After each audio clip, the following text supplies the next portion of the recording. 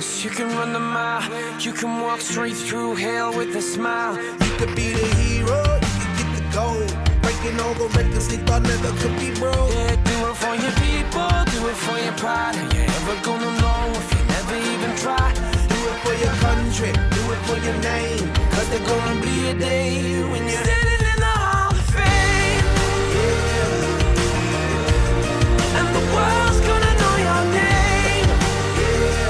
The Barry Alvarez Show on ESPN Madison and the ESPN Madison YouTube channel at Ruth's Chris Steakhouse in Middleton. I don't know if we've ever gone 5 wide on site at the Barry Alvarez Show or any of the other iterations we've had of this show in years past. I'm Jesse Nelson. He's the legendary head coach and director of athletics, Barry Alvarez, Rose Bowl champions Tarek Saleh and Derek Engler, and newly inducted UW Athletic Hall of Famer and the voice of the Wisconsin Badgers, Matt Lepay, joins us at Ruth's Chris Steakhouse. Didn't block anybody, didn't tackle anybody, but I'm honored. Honored to be with you guys. This is big. I mean, being with you guys here tonight. I mean, Barry and I used to do these shows all the time. It's the first time I think I've been on the radio with you two.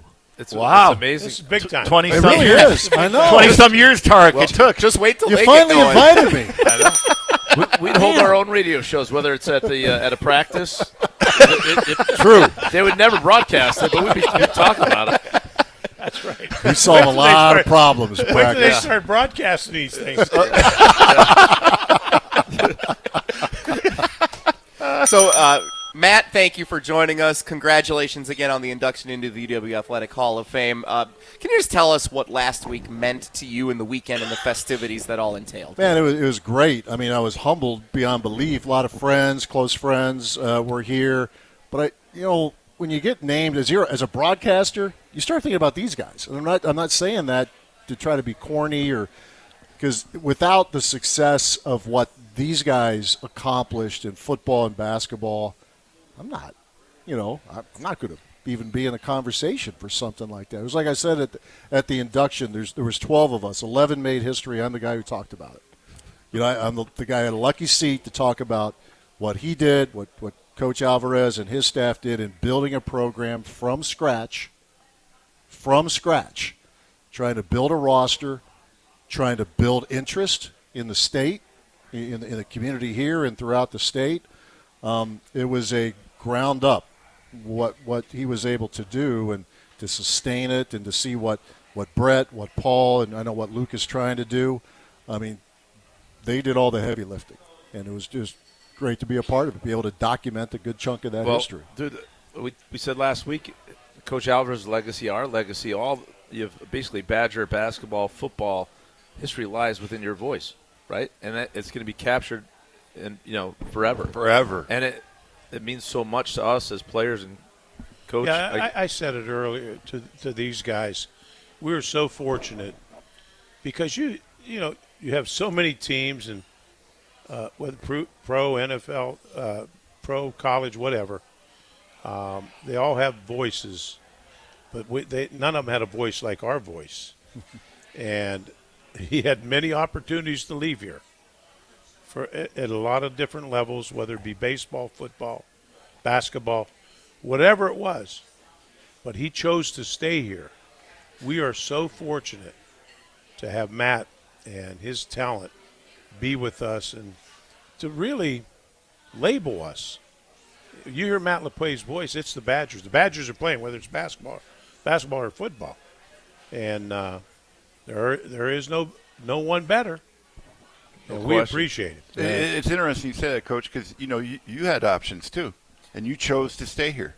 And that says a lot about this community, this university, the culture here, the people, the fans, and I honestly to know that we're going to have great grandkids listening to Matt Lepay's voice. I mean, whether it's the Final Four, the NC2A championship, the Rose Bowls, that's just iconic. Well, I mean, that and Ron Dane breaking the rushing record. I was just about to say that. I was in Cleveland, which is legendary, with the Browns, and we're in the hotel. Yep. And all over the news is Ron breaking that record, and it's Matt Lepay's voice. And I was so proud just to have that on there in front of my teammates, and then have you saying that. I mean, it was an emotional moment, and even real emotional now because you just look back on it and it was so special. We weren't even we were on the field there. It wasn't but we were part of it. Oh, and no I think every I was Badger right there out in Jersey. every Badger felt so proud of that moment. For you to call that and remember, it was special. And he should still have the record. Oh, yeah. It's a joke. Yeah. The record's his. Yeah. But I mean, Barry and I have told this story 1,000 times. But when he's here, those first couple of years, he's trying to build a program. We do those weekly radio shows, right? Call in. We had one thing missing: callers. So Dan McCarney from The Office. Boomer. Pat O'Connor, bless his soul. Dan, whose R.I.P. Mac was Matt? Larry from Lodi. Oh, yeah. Larry from Lodi calling again. That is Coach, hey, you're doing a hell of a job. We're for real. 0-7. Coach, you're doing a hell of a job. I believe in you. That's the truth. It's the truth. No one's calling and no one's listening. That's right. But funny what happens when they're starting to win. 92, you're picking off some games. In 93, the magic happens. Mac didn't have to call anymore. We didn't need the assistants calling anymore. But from the humble beginnings to what obviously Coach was able to do here, I mean that's pretty heady stuff. And I think the new generation of Badger fans need to know that, and even the not so new need to be reminded of it. I mean, it's tough right now. We get it. I understand the frustration. What they did, off the charts. I told, this is interesting. I was telling a story about I wanted to get new jerseys, and like my second year, and there was no money in the athletic budget. They couldn't afford them. No, we can't do that. And one of the current administrators said, "What?" I said, "No, we didn't have any money." The thing was, the program was $2 million in debt when Pat took the job and hired me. There was no money, and we started from scratch. We win one game. We're lucky to win one game. But I think the people that saw that we were playing better, we're bringing better players in. We were able to sell the high school coaches in the state and get the best players in the state to come. Then we started signing guys outside like these two, and things started happening. And then it took off. But early on, man, that was a struggle. That was a struggle, and Matt and I Matt was right there through the whole thing. It was I thought what was amazing that first year, even though the matchups were never good, your guys hung in there for a half into the third quarter. We could play good defense. And you had special teams. They you had covered. a hard time. Yep. We couldn't move the ball. Yeah. We couldn't get a first down. We couldn't play first down. Now you needed Troy Vincent to return a punt. Yeah. Or pin him deep. Off of Hit a your turnover own late, play. kick a field goal, whatever. But to watch it build, that's the kind of stuff I think about. I mean, when you have a pause about, damn, look what happened here. Look at how they built this, and you guys being such a big part of it. Matt, when did you start thinking that year, that 93, 94 Rose Bowl, that we had a chance at least that we're going to be better than a low bowl?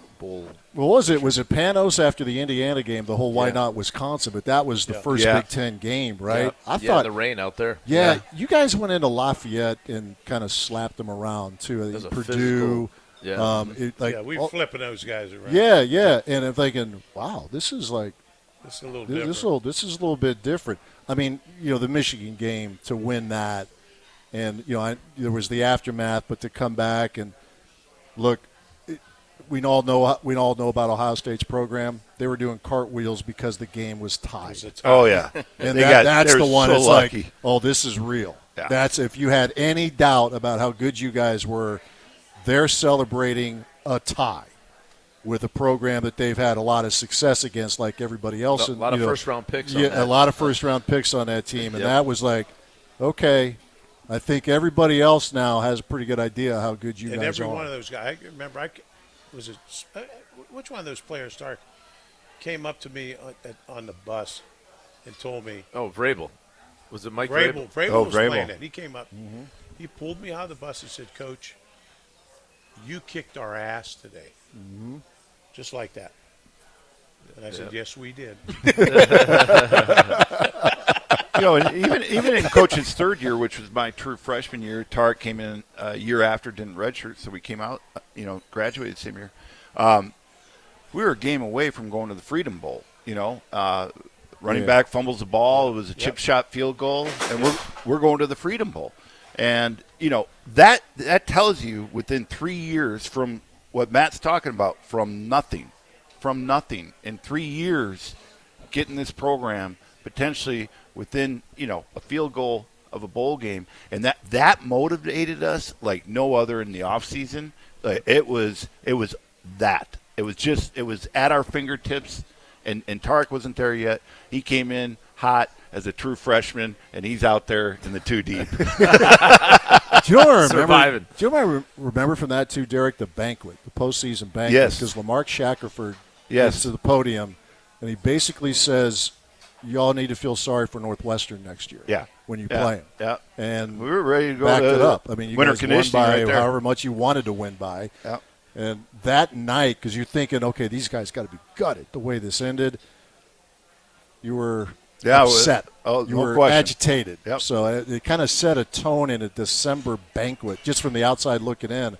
I thought, holy cow, this could be something here. So it's interesting, and by the way, it's an honor to sit at this table and just listen to you guys talk for the last 10 minutes. This has been amazing. You guys are reflecting on, kind of starting the way that this program did when Barry first inherited it and how he built it up to being what it is. It's different now. The callers may be texters and YouTube commenters, and the money may be more funding player payment than it is for anything else. But it is kind of a new revitalization of the program, the way that Luke Fickell's trying to build this thing up. And in year 3, Matt, what are the similarities that you see from what Coach Alvarez was doing early on in his tenure to, in a different landscape, what it is now? Very good question, and we apologize for reminiscing too much because we should be talking about this I think team. it's great, and I think there are parallels that we can draw, even just as I'm listening to you guys talk now. There are common themes there from what you built and what Fickell is now. One of the things that's been interesting in getting to know Luke these last couple of years, I mean, he's a defensive guy, nose guard, a lot of attention on the defense. But offensively now, they tried the other way, didn't work. He saw it didn't work. Okay, let's bring in Jeff Grimes, try to run the ball, try to be, more balanced and all of that. But one of the conversations we've had is he understands the landscape here. He says, we need guys where the W means something. In this portal age, and, we all get it with rev share and NIL. There's always going to be a little transactional part of this, and maybe for some players more than a little. But he wants to get those guys who want to develop here.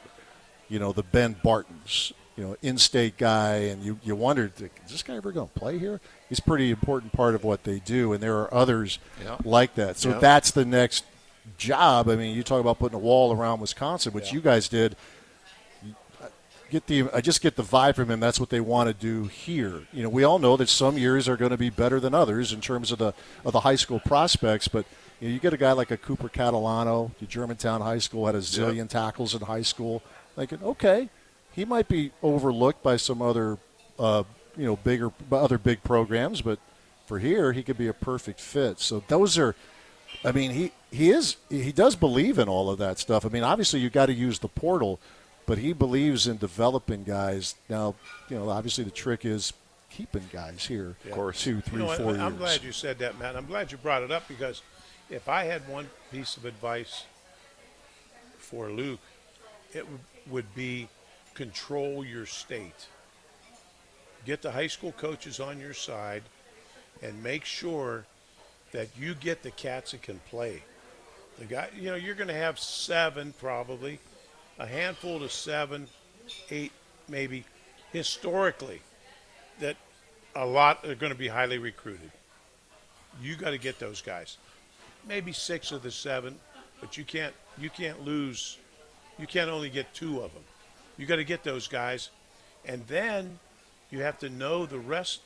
You have to have a confidence in your high school coaches and a rapport with them where they report to you. this guy is a year away.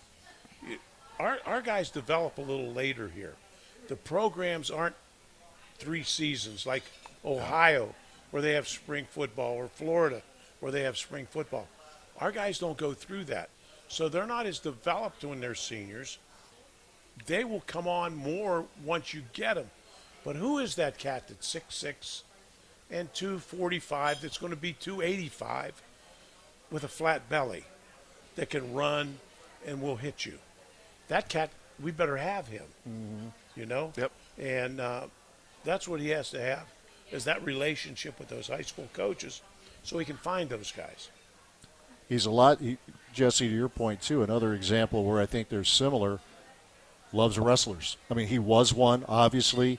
He likes these guys, and I know you've always We had a really pretty good one.